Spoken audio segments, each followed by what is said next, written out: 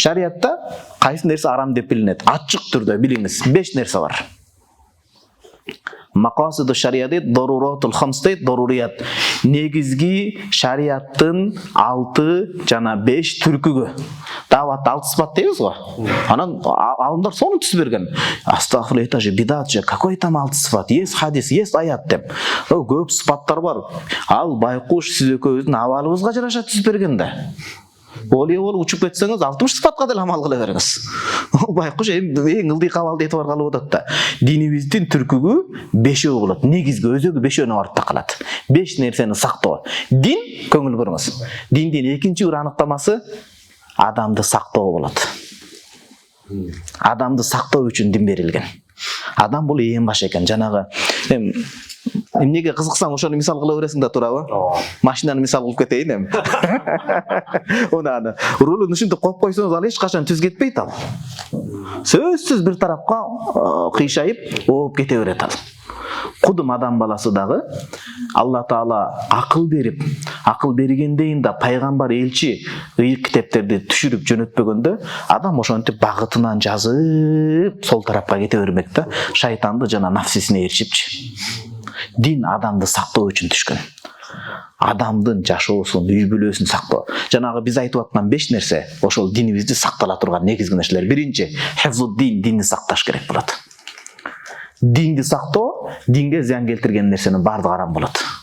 Динин өзгөртүү, муртат болуу Кудай сактасын.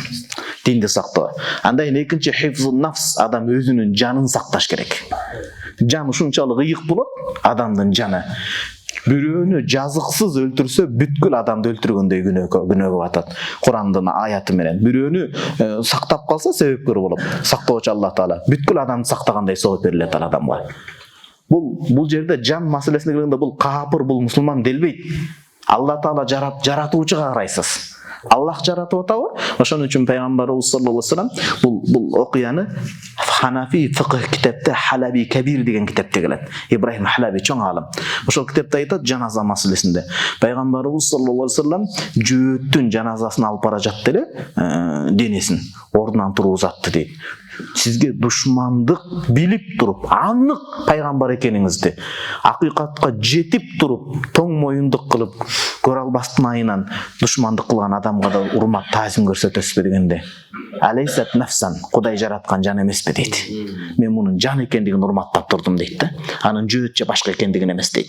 Ошондо экинчи, жанды сактоо. Адам жанкечтиликке баруу, суицид жана башка бул арам болуп эсептелет шариатта.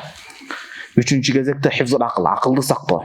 Акылга доо кетирген ичимдик, жанагындай баңгизат, мунун бардыгы арам болуп эсептелет. Адам акылын таза сакташ керек. Динини, жаныны, акылын, анан насыл, урпагын сакташ керек. Адам урпагын, адам үй бүлөлүү болгондон кийин болду, өзүн ойлобойт керт башын. Үй бүлөлүү болгондон кийин социология, психология илими боюнча эгоизмди токтотуш керек болот. Өзүнүн көмөт. Сиз үй бүлөлүү адамсыз, демек үй бүлөңүз үчүн, балдарыңыз үчүн жашашыңыз керек болот. Жакшы мааниде.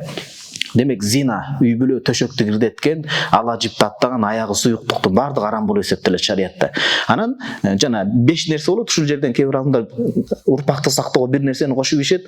Хифзул ирд, намысты, абройду, кадыр-баркты сактоо дейт. Адам жанына доо кетирген же кол салса унчукпай турган күнөө болгондой эле кадыр-баркын да жөн эле төгө берүү, айрандай төгө берүү, жер менен жексен кылуу бул да арам болуп эсептелет. Кадыр-барк ушунчалык бийик турат. Адамдын 2 өмүрү бар. Жашоосу, анан кадыр-баркы. Кадыр-баркы жок болсо адам өмүр сүрө албайт. Ошон үчүн ойлонуш керек да. Кудайга шүгүр, Чубак устаз айтып отуруп, Россиядагы биздин жигиттерибиз, мигранттарыбыз, кыздарыбызды соцсеттерге ургулап, жанагынтип сын таккан видеолорду коюшту да. Туура, ошончолук кыйын болсок никелеп алыш керек, ошолорду алыш керек никелеп. Анан бай таксырлар келип алып, кыздарды, бикырларды экинчи ай алган. Өзү көп аялдуулуктун максаты эмне? Бир эле төшөк рахаты жок. Аял затынын саны көп болот, жетим жесирлер болот. Ошолордун балдарына аталык кылуу. Илгертеден биздин ата-бабалар айткан, жетимдин отун өчүрбө деп. жесирдин көңүлүн калтырба, жетимдин отун өчүрбө. Ошого аталык тарбия берүү. Буга пайгамбарыбыз саллаллаху алейхи үлгү болгон да.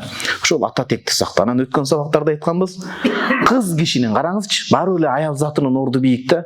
Аял эркектин намысы өзүнүн намысы болот. Аялдын намысы өзүнүкү, жарымы Алла Тааланыкы болот.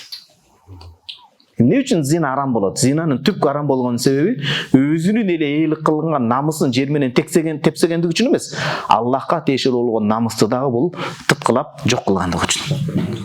Аял кишинин намысы канчалык бийик турат? Канчалык бийик турат? Демек 4 нерсе кетти. Динин сактоо, жанын сактоо, акылын сактоо, анан төшөгүн, баңдайча айтканда урпагын сактоо, акыркысы хифзул мал, байлыгын сактоо. Байлыкты туура иштетүү, карасаңыз, бул дагы өтө керектүү маселе.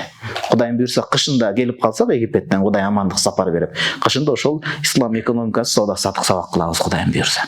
Ошондо бул маселеге токтолобуз. Демек түшүнүңүз да бир тууган. Жакшылыкка чакыруу, жамандыктан кайтаруу. Жамандык дегенде шариятта жаман деп эсептелген нерсе.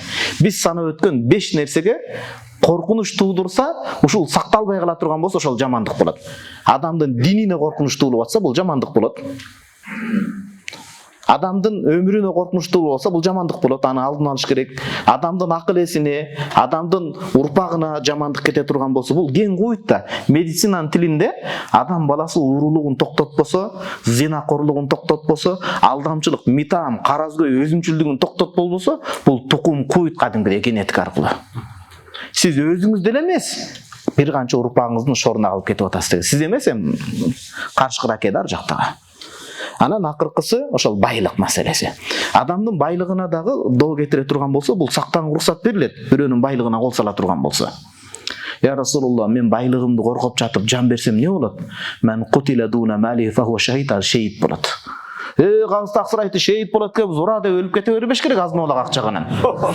Бул жанагындай өтө илгерки жанагы Мукай Элебаев атабыздын узак жол деп ал кыйын жашоо болгон да. Эң бул адамдын бул келгенде бул 5-орунда турбай, адамдын жаны, дини 1-орунда туруп калат бул. Ошол жанын сакташ үчүн, динин сакташ үчүн байлыгын берип та сактап калыш керек. Бул Кудай сактасын, кээде ошондой болуп калса деген сөз да, Кудай сактасын, башка жол жок болсо. Кудай андан сактасын. Демек шариятта мункар, жамандыктан кайтаруу деген сөз, жамандык шариятта жаман деп билинген нерсе, жана акыл эстүүлөрдүн астында өөн учурай турган нерсе да. Өөн учурай турган нерсе. Кайната кайненесине тил кайтаруу мисалы келиндер үчүн. Бул биздин кыргызыбыздын каада салтын акыл эстүүлөр кылым карыткан бой өөн учурай турган нерсе болгон. Ошон үчүн өзгөчө бул сабакты кийин жоолукчан карындаштарыбыз көрөт. Кайсы медреседе окубаңыз, кайсы университетинде окубаңыз, кайсы теология жаатында окубаңыз, сиздин жоолугуңуздун ажарын кайната кайнеңизге көрсөткөн кызматыңыздан билинсин карындашым. Жок дегенде динди, акыйкатты муюк түшүнгөн адам катары сиз ушул нерселерди максатка чыгарыңыз. Биз ушул нерсени көрсөтөлү.